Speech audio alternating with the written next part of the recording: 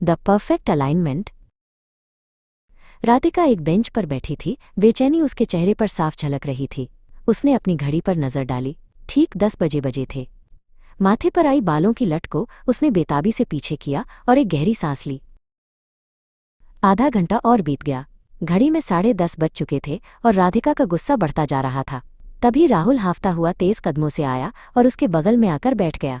I am so sorry Radhika, उसने दोषी आवाज में कहा।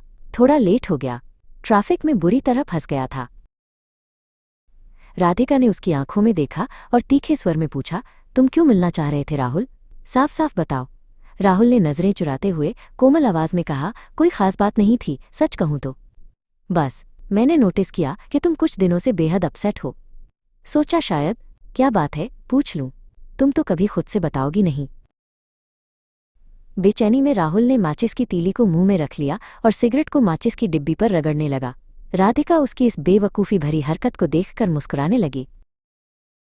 राधिका ने अपनी हंसी दबाते हुए कहा, राहुल पहले माचिस तो सही से जला लो।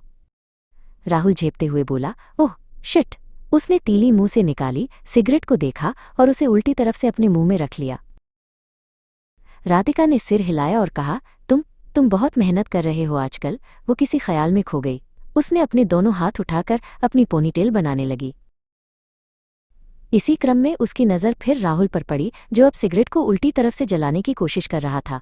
राधिका ने धीरे से पर गंभीरता से कहा, राहुल सच में तुम बहुत मेहनत कर रहे हो।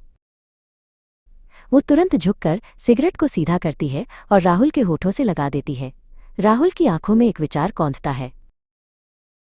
राहुल ने सिगरेट को हाथ में लिया लेकिन जलाया नहीं। उसने धीमी गंभीर आवाज में कहा, राधिका कहीं ये ईश्वर का कोई इशारा तो नहीं?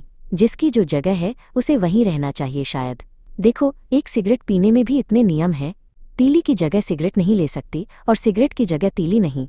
एक परफेक्ट कॉम्बिनेशन के बाद तीली जलती है और फिर सिगरेट को भी परफेक्ट अलाइनमेंट के साथ होठों के बीच आना पड़ता है।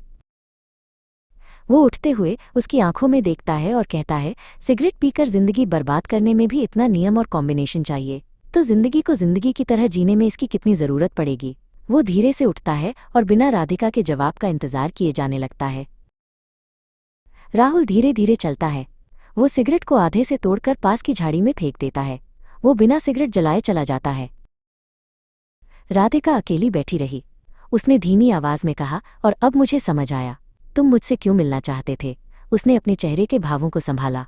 अब गुस्सा नहीं, वहां एक गहरी समझ थी।